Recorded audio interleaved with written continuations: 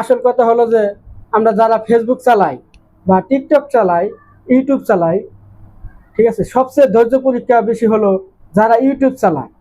আর Facebook যারা চালায় তাদের কাছে এক মুহূর্ত সময় থাকে না। যেমন আমার ভিডিওটা আসছে, ভিডিওটা কি করবে, দাম করে দিবে ঠেলা দিয়ে। ঠেলা দিলে তো ভাই আপনারা এই ফলোয়ার পাবেন না, ফ্যান পাবেন না। ভিডিওটা শুরু থেকে শেষ পর্যন্ত দেখতে হবে। শুরু থেকে শেষ পর্যন্ত দেখে একটা গঠনমূলক কমেন্ট করবেন। কমেন্টে দেখা গেছে আপনার একটা এঙ্গেজমেন্ট বাড়বে, আপনি আরো 10 জন ফলোয়ার পাবেন। এটাই বাস্তব কথা। কারণ আমি এই বিষয় নিয়ে জানতাম না বিদায় আমি এক বড় ভাই আছে, সে মোটামুটি 10K হয়ে গেছে ফলোলিং। কিন্তু তার কাছে আমি পরামর্শ নিয়ে দেখলাম যে সে বলল যে তুমি ফেসবুকে এইভাবে কাজ করো, এই টাইমে তুমি ভিডিও ছাড়বা, এই টাইমে তুমি ভিডিও ছাড়বা, এই টাইমে এইভাবে তুমি একজনের ভিডিও দেখবা। দেখার পরে এই সুন্দরভাবে শুরু থেকে শেষ পর্যন্ত ভিডিওটা দেখে একটা কমেন্ট করবা সুন্দরভাবে। কমেন্ট করার পরে দেখবা আমি এভাবে করে দেখলাম প্রায় সপ্তাহ 2। দেখার পরে দেখি আসলেও যে আমার মোটামুটি অনেক ফলোলিং বেড়ে গেছে, ফলোয়ার্স বেড়ে গেছে, সব দিক দিয়ে মানে বেড়ে গেছে। এখন আমি আর কোনো দিক দিয়ে মাইনাসে নাই, সব দিক দিয়ে এগিয়ে আছি।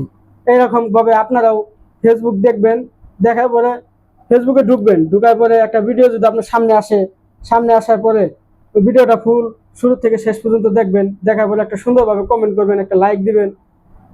দেওয়ার পরে দেখবেন ওই কমেন্টের মাধ্যমে আপনার 10 জন ফলোয়ার বেড়ে যাবে। আর ফেসবুকে আসলে কি, আমরা ফেসবুকে ঢুকার পরে একটা ভিডিও আপলোড দেওয়ার পরে দাম করে বাইরে যাওয়ার পরে ভাই ওই আপনার যে ভিডিও ছাড়বেন ওই ভিডিওতে ভিউ আসবে না। ভিউ নিতে হলে ভিডিওটা আপনি সুন্দরভাবে লেখে একটা ভিডিও ছাড়ার পরে কমপক্ষে আপনি ফেসবুকে 15 মিনিট থেকে 20 মিনিটের মতন আপনি ফেসবুকে অ্যাক্টিভ থাকতে হবে। অ্যাক্টিভ থাকবেন, ভিডিও দেখবেন, আরেকজনের ভিডিও দেখবেন শুরু থেকে শেষ পর্যন্ত, একটা গঠনমূলক কমেন্ট করবেন। আপনি 15 থেকে 20 মিনিট ফেসবুকে অ্যাক্টিভ থাকবেন, ভিডিও ছাড়ার পরে দেখবেন আপনার অটোমেটিক আপনার ফলোয়ার বেড়ে যাবে, এঙ্গেজমেন্ট বাড়বে, সব দিক দিয়ে বেড়ে যাবে। আশা করি ফেসবুক থেকে এইভাবে আপনারা সফলতা হতে পারবেন। আরেকজনের যদি আমরা যদি আরেকজনের যদি সাপোর্ট না করি বা আমাদের যদি সাপোর্ট না করেন, আমি যদি আরেকজনের যদি সাপোর্ট না করি, আমরা কেউ এগোতে পারবো না। আগাতে হলে আরেকজনকে সাপোর্ট দিতে হবে। সাপোর্ট দিতে পারলেই আমরা অবশ্যই এগিয়ে যাব। যেমন ধরেন ফেসবুক যারা চালায়, ফেসবুকে ঢুকে আমার ভিডিও আমার চিনে না, ভিডিও দাম করে ঠেলা দিয়ে চলে যায়, আরেকটা ভিডিও যায় যেটা ভালো লাগে এই ভিডিও দেখে। এইভাবে কোনো সময় ফেসবুকে আপনারা এগিয়ে যেতে পারবেন না। আমি যা দেখছি যে ইউটিউবার যারা ইউটিউব চালায়, ইউটিউবে তাদের অনেক সময় নিয়ে চালায়। একটা ভিডিও শুরু থেকে তারা শেষ পর্যন্ত দেখে, কিন্তু লাইক করে না, কমেন্ট করে না, কিন্তু তাও তারা অনেক ভালো। কারণ তারা ইউটিউবে সময় নিয়ে ঢুকে একটা ভিডিও শুরু থেকে শেষ পর্যন্ত দেখে। টিকটকে কি করে, এসে ঠেলা দিয়ে ভালো লাগতেছে না, ঠেলা দিয়ে চলে গেলাম। এইভাবে আপনারা টিকটকে এগিয়ে যেতে পারবেন না। টিকটকে ঢুকতে হলে একটা ভিডিও শুরু থেকে শেষ পর্যন্ত দেখতে হয়। তার পাশে একটা গঠনমূলক কমেন্ট করতে হয়।